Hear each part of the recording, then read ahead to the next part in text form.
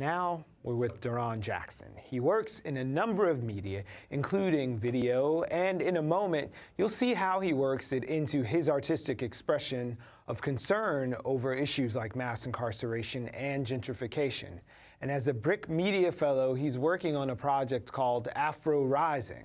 And he's here to explain what that's all about. Welcome, sir. Thank you very much, Ryan. So you're a media guy. We're going to see you running up and down the building here. Yeah.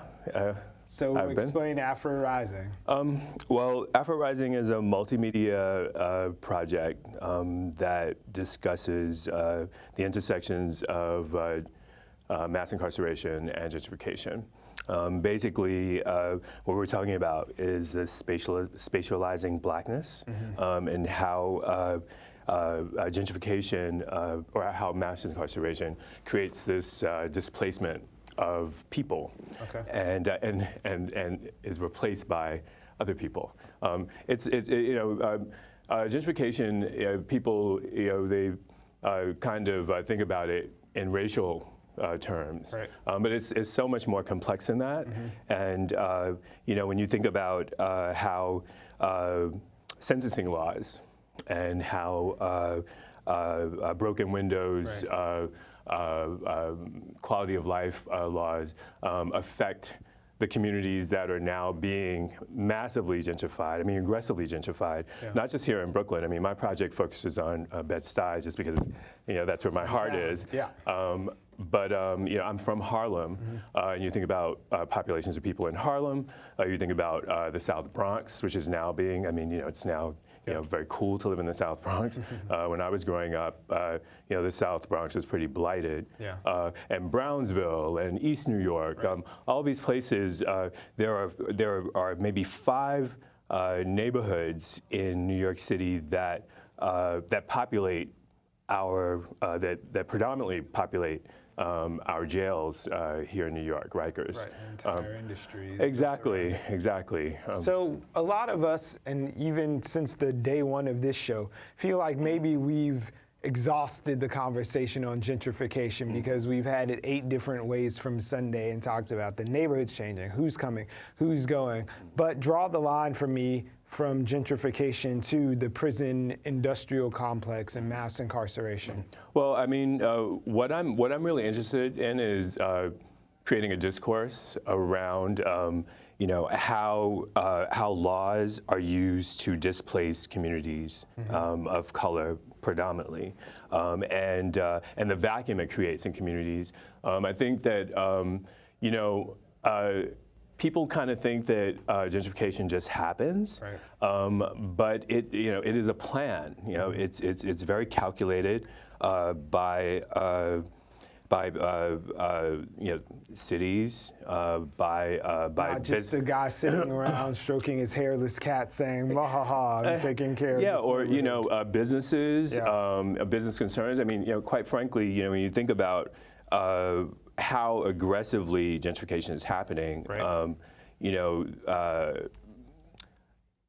Chambers of commerce, bids, right. business improvement districts, they're highly implicated because there really isn't an awful lot of input from the community. A lot of these deals happen behind doors, right. But what works in their favor are these laws that are on the books. Just recently there was an article in New York, in the Daily News actually, about how there's a whole division of the police department that actually has a right to enter people's apartments and remove them without search warrant, without any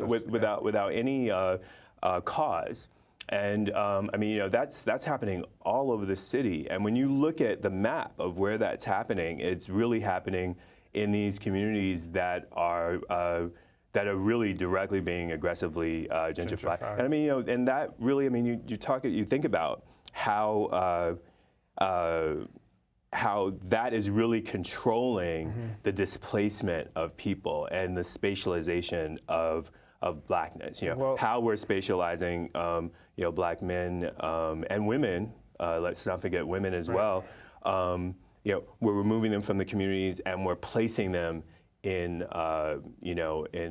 carceral spaces. Lest we forget, you're here as an artist, so Right. let's look at some of the evidence of this displacement as you've laid it out in some recent gallery showings. Okay. Now, this is a piece entitled Bones Yes. Crusade. Yeah. And you worked with dominoes and white birch to make this? Yeah. Well, I mean, this piece here is derived from a series of paintings that I do that are aerial views of U.S. prisons, and I do them.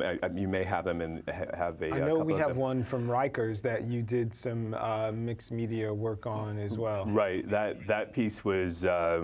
It was a part of a multimedia piece that I did for a Brooklyn Museum show in 2013. But yeah, the aerial views are of U.S. prisons. That piece that we just saw was the aerial view of the Everglades Correctional Facility it literally is the shape of a cross. Yeah. A cross is a panopticon, which is a shape that allows someone to kind of like be in the center and see 360 degrees. Exactly, but that shape is a cross, and the dominoes really is a motif that I use to.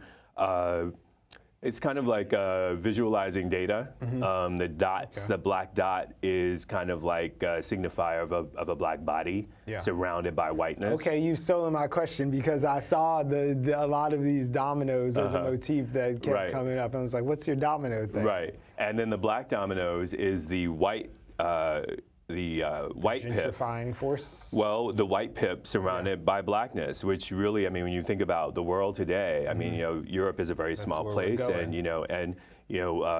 communities of color are growing, populations of people of color are growing, and that really is our reality. Yeah. So that's kind of the materiality in which I'm speaking when I use.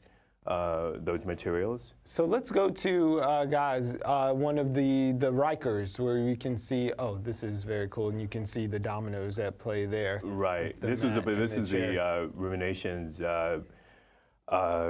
installation at the Brooklyn Museum. And I see in the background the aerial views. Yeah. Those are funny, inspired by the quilts of Gee's Bend. I don't even know if you're familiar with them. I'm not. The quilts of Gee's Bend is a community of women in Georgia, in Gee's Bend, Georgia, who create these amazingly beautiful, very abstract and minimal quilts, and they've been doing it for probably over a century. There was a museum show at the Whitney back in I think 2005, and they did a series called Rooftop Variations. And at the time, Google Earth had just come out. Yeah. And and I was working with this material with the graphite on blackboard, and it was just like a kind of like a perfect storm. Just media and new media and technology caught up to you. Exactly. So and this one here on the left is Rikers. It's a building on the huge campus of Rikers. And the one on the right is Lansing Correctional Facility in Kansas. Yeah, it is. It is almost like calligraphy as well there. Yeah. I mean, what I'm doing here, I mean, they are beautiful forms in this black space, and I use beauty as a strategy to pull the viewer into, sometimes a very complex subject matter. Yeah. Well, that's the deception of beauty. Exactly. It's our last 5 seconds. Thank you for being here. Folks can come and check out the work here when you're I will, and I'll be coming to the mass incarceration panel on the 24th. We'll see you there on the 24th. Well, I look forward to it. All right. He's going to have a question, I promise.